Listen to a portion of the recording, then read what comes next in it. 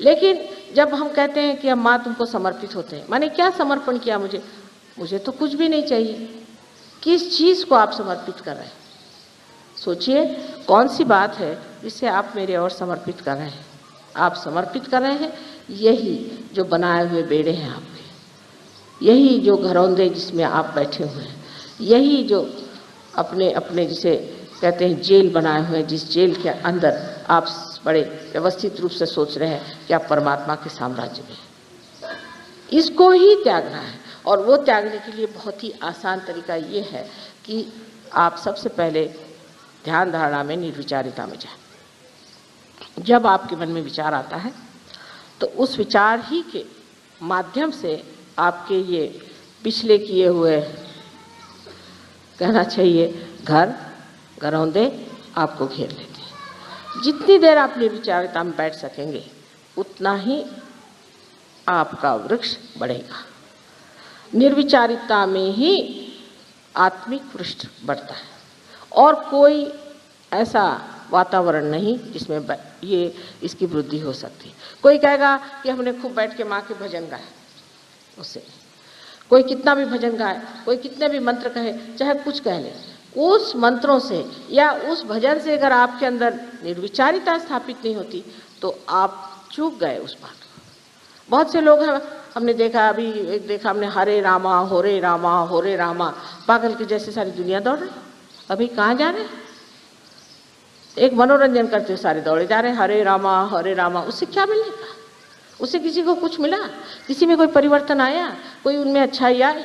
सिर्फ आपने बजाय इसके कि आप इस तरह के कपड़े पहने के कुछ और कपड़े पहन लिए और रास्ते में आप दौड़ते घूम रहे हैं चिल्लाते हुए हरे रामा हरे कृष्णा। आपके अंदर कृष्ण की कोई चेतना आई है?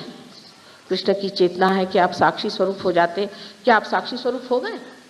फिर इस तरह की बाह्य चीज़ों में उलझ जाने से भी मनुष्य कभी कभी अपनी ऊर्ध्वगामी गति को बदल करके अधोगामी पर आ सकता है। जैसे एक छोटी सी चीज़ मैंने आपसे बताई, मनोरंजन सहयोग में मना नहीं है, लेकिन मनोरंजन ऐसा होना चाहिए कि जिससे आप में निर्विचारिता स्थापित हो। लेक्चर ऐसा होना चाहिए जिससे आप में निर्विचारिता स्थापित हो। मंत्र ऐसे कहना चाहिए जिससे आपके अंदर निर्विचारिता स्थापित हो। ध्यान ऐसा होना चाहिए जिससे आपके अंदर निर्विचारिता आनी चाहिए।